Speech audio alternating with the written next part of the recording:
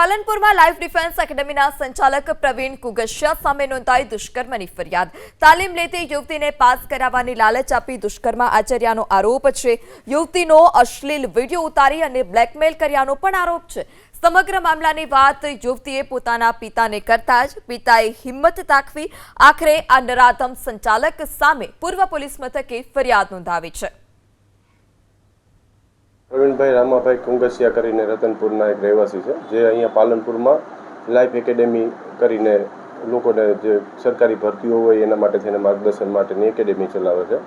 એમને ત્યાં જે આ ભોગ બનનાર સ્ત્રી છે એમના ત્યાં સ્ટુડન્ટ તરીકે ભરતી થયેલા હતા અને એમને આ પ્રવીણભાઈ રામાભાઈ કુંગસિયાએ આ લેડીઝને સરકારી નોકરીમાં પાસ કરાવવાની જવાબદારી આપી અને લાલચ આપી અને પછી એને હવે અલગ અલગ હોટલોમાં જઈને દુષ્કર્મ કરેલ છે।